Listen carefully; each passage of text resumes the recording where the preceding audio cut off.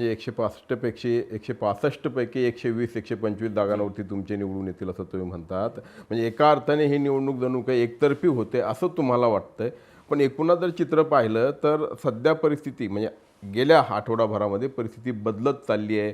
पुण्यामध्ये जशी निवडणुकीची रंगत वाढते तशी चुरस देखील वाढली असं बोललं जातं.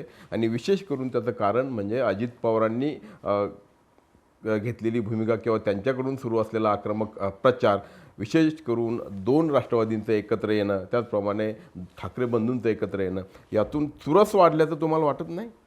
नाही वाटत मला. का तर त्यांना एकत्र व्हावं लागलं. त्याचं कारणच ते ना की दिसतं की काहीच होणार नाही आपल्या इथं आता, त्यामुळे एकत्र व्हावं लागलं. त्यांनी काय फक्त आता दोन राष्ट्रवादी एकत्र आल्या नाही आहेत, त्यांनी प्रयत्न आधी खूप केले. त्यांनी काँग्रेसकडे गेले, ते शिवसेनेकडे गेले, ते अजून काही लोकांशी चर्चा करत होते आणि शेवटी काहीच होत नाही म्हणून ते शेवटी काकांकडे गेले. म्हणून मला असं वाटतं काहीच होणार नाही आपलं दिसतंय, मग काय आधार घ्यावा. तर मग दोघं एकत्र होतात, आनंद आहे मला, त्याच्याबद्दल काही नाही म्हणायचं.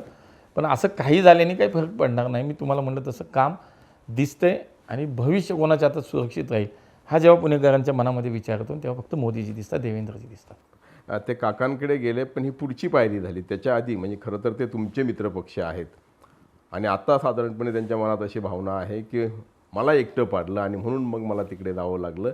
तर भाजपला त्यांना सोबत घेण्यामध्ये काय अडचण होती? नाही, राज्यामध्ये हा निर्णय ज्यावेळेला नगरपालिका निवडणुका जाहीर झाल्या तेव्हाच झाला आहे. तेव्हाच सर्वांच्या संमतीने यांनी सर्व जे काही नेतृत्व आहेत, शिंदेसाहेब असतील, देवेंद्रजी आहेत, अजितदादा, सगळ्यांनी मिळून की स्थानिक पातळीच्या ज्या निवडणुका आहेत स्थानिक स्वराज्य संस्थेच्या, त्या आपापल्या ताकदीवर आपापल्या पक्षांनी लढवाव्यात असंच ठरलं होतं. तेच आहे. नगरपालिकेला तेच झालं, आता तेच आहे, उद्या जिल्हा परिषद पंचायत समितीला तेच होणार. त्यामुळे राज्यात जरी एकत्र काम करत असलं तरी खाली वेगळं लढायचं हे ऑलरेडी ठरलेलं आहे. त्याच्यात एकटं पाडण्याचा कुठं प्रश्न येतो तेव्हा, असं काहीच विषय नाही. शिंदे मात्र तुमच्यासोबत येऊ इच्छित होते, त्यांनाही नाही, आमचे त्याच्यात खूप अगदी अंतिम टप्प्यात आमची युती झाली नाही. मी तुटली असं नाही म्हणत, झाली नाही. मानसिकता दोन्ही बाजूनी होती की युती करायची.